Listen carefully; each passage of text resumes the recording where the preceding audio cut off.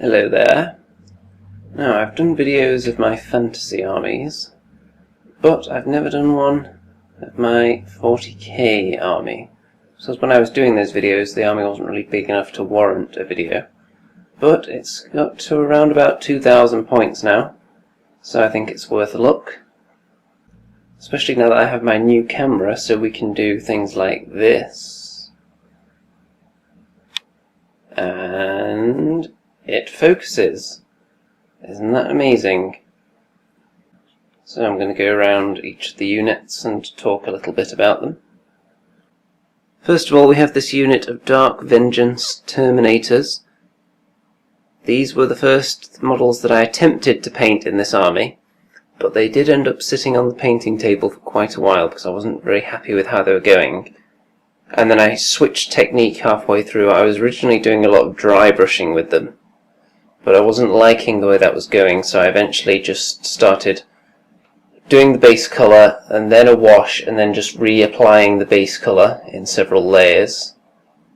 I think it's turned out quite nice, more so on the other models because I knew what I was doing from the start, but I don't think these ones look too bad. Let's have a look close up.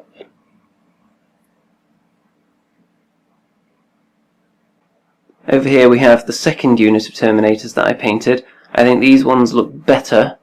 There's more of a contrast between the crevices and the base colour, I think. They were painted in a slightly different way, and I believe it was a superior method, which I started using. You may notice the similarity of poses between these ones and the other squad. That's because these were some Dark Vengeance Terminators that I bought on eBay. And then I just switched all the arms round, so none of them have the same pose. Or the ones that do have the same pose have a different arm or a different head. I took various parts from the Deathwing command box as well as just switching round the regular arms from Dark Vengeance. You can see I've added a Cyclone missile launcher at the back there. In fact, let's zoom in on him, shall we? Because I like that one. Delicious. Here we have the Tactical Squad from Dark Vengeance. This is another one that took me a long time to finish painting. They're on the painting table for quite some time. Mainly for some reason, when I get all the base coats on, and then all that's left is detail and edge highlighting and that kind of thing, I end up just sitting there for a while. I can base coat for days on end, and be quite happy and content doing that. I think it's because I can lean back in my chair while doing that. But when I'm doing details, I tend to need to lean forwards a bit, and then I can keep one arm steady on the desk. So maybe I'll look into some way of remedying that so I'm not so opposed to doing detail work. I like how these guys turned out though. I know some people are not a big fan of edge highlighting. Some people are very vocal about that. But I like how these guys look. Let's get a closer look. I especially like the Sergeant's cloak, actually. I think I did a pretty good job on that. Here we have the Dark Vengeance Bike Squad. This was actually the first unit that I finished for the army, and I very much like them. This was the first time I'd actually edge highlighted any colours, because I was really struggling figuring out what I was supposed to do with the black. I tried a few different colours. I tried blue edge highlights, and that just looked really weird. So I went with grey in the end, and then it gets to almost white on the corners. And I really like the kind of shields at the front there, those wings. I think they look really nice. So we'll zoom in a bit on them and see what you think. Oh yeah. Here we have my most recent Terminator squad. This was a squad that was sent to me by Tomas. I'm going to put a link to his channel underneath since he donated a few pieces in this army. And the Terminators were one of them. Apparently he had some just lying around, and I said I was looking out for some, so very nice of him, he just sent them to me. And there's a plasma cannon in there as well. This probably wouldn't be fielded as a squad exactly like that. What I'm thinking of doing is probably splitting up the Thunderhammer and Storm Shield Terminators between the squads. That way, when they deep strike in, I can just put the Storm Shield guys at the front nearest the enemy, so hopefully they can absorb a bit more punishment, so they won't all get slaughtered. So I'll still be able to have the 3 squads with a heavy weapon in each, but each one will either have 1 or 2 Thunderhammers in it. I think these are painted to roughly an equal standard to the previous squad, the squad with the Cyclone missile launcher, because I think I've got the technique down for the way I want it to be. There are much better ways of painting them, I'm sure. There isn't a lot of depth to the colour that I use on them, but it's simple and I think it's effective, so that's what matters. Let's have a closer look.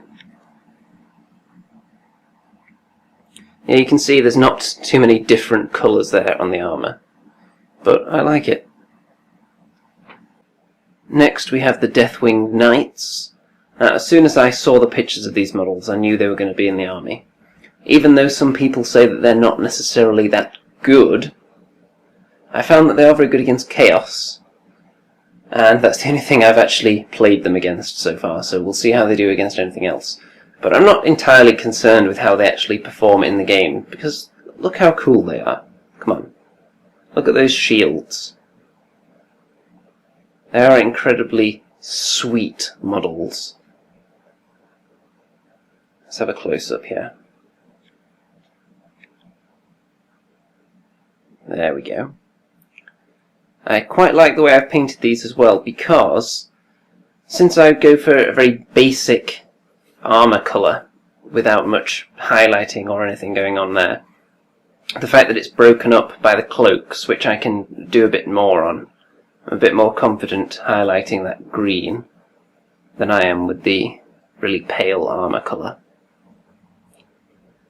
And models like this, where there is a lot of detail on them, I think that is the kind of model that I am maybe programmed to paint, because all the detail's already there. There's no real freehand work to be done, and my skill really lies in neatness of painting, I would say, getting the colours in the right places rather than having advanced shading techniques and whatnot. So on models where there is a lot of detail already on the model, then I think I can make them look quite good, and I think these models fall into that category. This is a librarian here from Dark Vengeance. This is the most recent model I painted, even though Dark Vengeance was the first thing I got, so I've had it for a very long time. But I just never got round to doing it. It was base coated blue, and then, like a lot of things, after the base coat it just sat on the painting table for a while. I just find it much more daunting when the detail's about to start, so it takes me a long time to get round to it. I enjoy painting blue because just a wash over it makes it look good, as far as I can tell. I'm sure there are some elite painters among you out there gouging your eyes out at the lack of highlighting or shading, but I think a wash does the job on that blue. And another one, it's another model with lots of detail in there already, so it suits my style, I think. Let's get right in there. I think it looks pretty good. Right in the middle here we have Belial. I knew I was going to get this model pretty much from the start because I wanted to have a lot of Terminators, and then he allows you to field them as troops, which is what I wanted because I didn't want to get more than one tactical squad.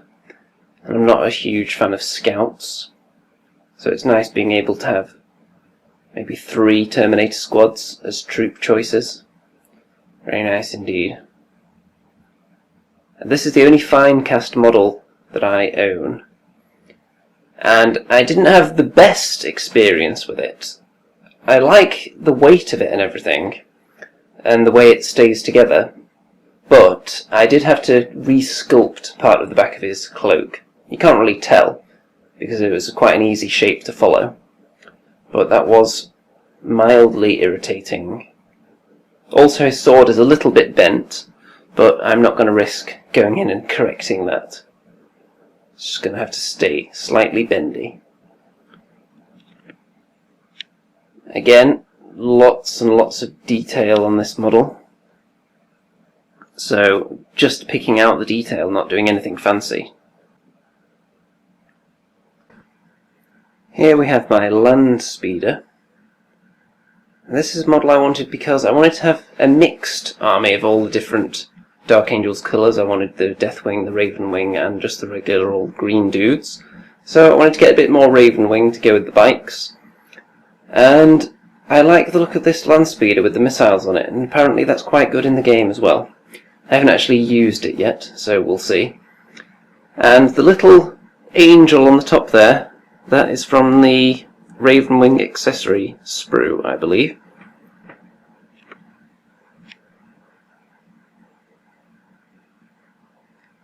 Again, anyone who's not a fan of edge highlighting, this is not the video for you, because that is pretty much what's going on here. I do like the way this thing looks.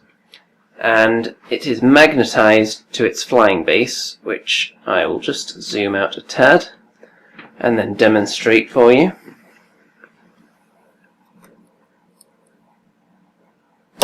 Ta-da! And then it just snaps back on there very easily. Here we have the first of 2 Dreadnaughts. These were both supplied by Tomas again. Very generous soul, isn't he? Again, edge highlighting to the max. Now this is pretty much your standard Dreadnought from one of the old starter sets, I believe. So to Dark Angelify it a bit, I put a few symbols on it. Can't really see from this angle, so I'll just turn it round. You can see one there on the side of his gun.